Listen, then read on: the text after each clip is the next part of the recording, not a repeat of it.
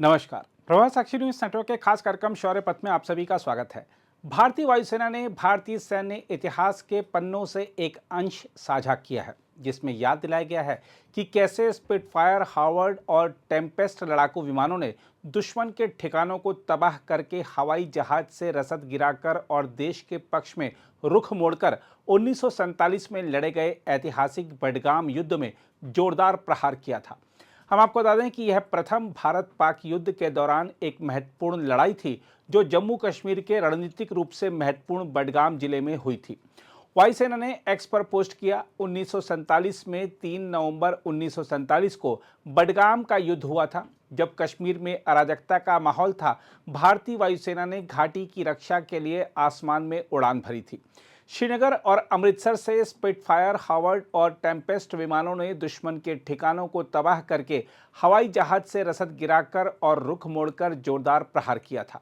इसमें एक पोस्टर भी था, जिसके कैप्शन में लिखा था कि भारतीय वायुसेना के विमानों ने अथक आक्रामक और आपूर्ति अभियानों को अंजाम दिया, बलों और फंसे शरणार्थियों की सहायता की। हम आपको बता दें कि भारतीय वायुसेना के स्पिटफायर विमान ने श्रीनगर एयरफील्ड को दुश्मन के जबरदस्त हमले से बचाते हुए स्थिति का रुख मोड़ दिया था। इस पोस्ट में भारतीय सेना की स्थिति और उसके जवाब का विस्तार से वर्णन किया गया है। पोस्ट में कहा गया है कि बडगाम में भारतीय सैनिकों के रुख ने श्रीनगर एयरफील्ड की सुरक्षा सुनिश्चित की, जो भारतीय सेना के संचालन के लिए महत्वपूर्ण थी। यह लड़ाई साहस, बलिदान और जुझारूपन का प्रतीक है, जो संघर्ष में एक महत्वपूर्ण मोड़ है। यह मोर्चा इसलिए भी विशेष था क्योंकि राजधानी श्रीनगर और वहां के एयरफील्ड को बचाए रखना तत्कालीन भारतीय प्रयासों की दिशा तय करने वाला था।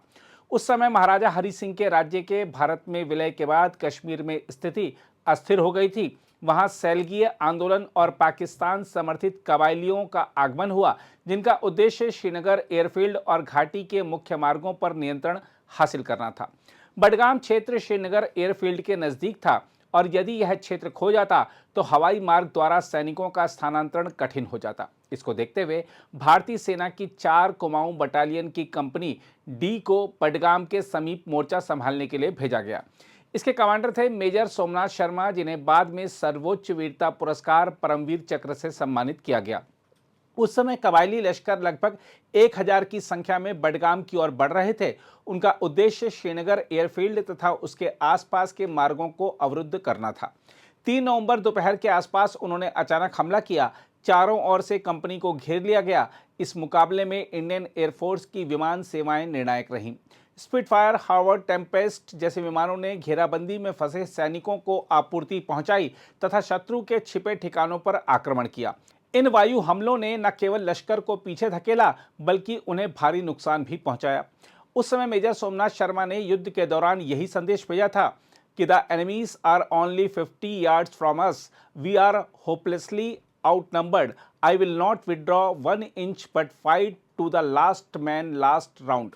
उन्होंने अपनी कंपनी को हिम्मत देकर नेतृत्व किया, अनेक बार स्वयं अग्रिम पोस्ट पर गए। अंततः उन्होंने वीर गति प्राप्त की। युद्ध का परिणाम यह रहा कि भारतीय पक्ष ने 15 से 22 सैनिकों को खोया, जबकि कबायली दलों के लगभग 200 लोग मारे गए और 300 से अधिक घायल हुए।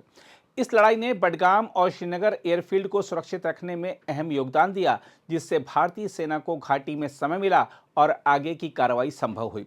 देखा जाए तो इंडियन एयरफोर्स की भूमिका इस युद्ध में केवल सहायक नहीं, बल्कि निर्णायक की रही। युद्ध भूमि पर वायु शक्ति ने फंसे हुए सैनिकों तक आपूर्ति पहुंचाई, घायल सैनिकों को बचाया। साथ ही स्पिटफायर व अन्य विमानों ने लश्कर के ठिकानों को निशाना बनाया और उनकी थकावट बढ़ाई। इसके अलावा सेना और वायुसेना के बीच समन्वय ने जमीनी मोर्चे को मजबूती दी। इस प्रकार इस लड़ाई ने वायु शक्ति को जंग के प्रारंभिक चरण में ही एक निर्णायक माध्यम के रूप में स्थापित कर दिया। देखा जाए तो यदि बडगाम पर कबायलियों का कब्जा हो गया होता तो भारतीय सेना का घाटी में जो पहला जत्था पहुंचा था वह बहुत कमजोर पड़ जाता। इस यूरोपीय स्तर की वायु आधारित त्वरित कार्रवाई ने उस खतरे को टाल दिया था। साथ ही देश की आज़ादी के तुरंत बाद संपन्न यह लड़ाई यह संदेश देती है कि भारत सिर्फ रक्षा तैयार नहीं, बल्कि सक्रिय रक्षा नीति वाला देश है। उस युद्ध में पहली बार स्पष्ट दिखा था कि एयरफोर्स युद्ध को केवल सपोर्टिंग अंग नहीं है, बल्कि मोर्चा बदलने वाला रणनीतिक अंग है। वैसे तो बडगाम की लड़ाई एक छोटी सी लड़ाई थी, पर उसकी गूंज बहुत दूर तक गई। सैनिकों और वायुसेना के जवानों ने यह दिखा दिया था कि कम संख्या बल में होने के बावजूद दृढ़ इच्छा शक्ति, रणनीतिक जागरूकता और साहस से अभूतपूर्व विजय संभव है। आज जब हम इन घटनाओं को याद करते हैं तो यह याद रखना महत्वपूर्ण है कि वायु शक्ति व थल बल का सामरिक समन्वय, सुरक्षा संवेदनशीलता और स्थिरता दृष्टि ही भारत को जटिल भू राजनीतिक परिवेश में सक्षम बनाती हैं। बडगाम में दिखाए गए शौर्य और समर्पण की भावना अगली पीढ़ियों के लिए प्रेरणा स्रोत बनी हुई है। बहरहाल, आज जब भारत के सामने सीमाई चुनौतियां बहुआयामी हैं, जैसे उत्तर में चीन की रणनीतिक सक्रियता, पश्चिम में आतंकवाद की निरंतरता और हिंद महासागर में भू राजनीतिक स्पर्धा, तब बडगाम जैसी लड़ाइयां केवल इतिहास नहीं बल्कि सुरक्षा सिद्धांत की प्रेरणा है।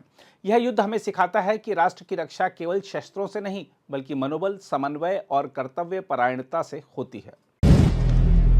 अगर आप भी लेना चाहते हैं देश दुनिया की तमाम जानकारी तो आज ही सब्सक्राइब करें हमारे चैनल को। साथ ही नीचे दिए बेल आइकन को जरूर दबाएं ताकि हर अपडेट आप तक पहुंच सके।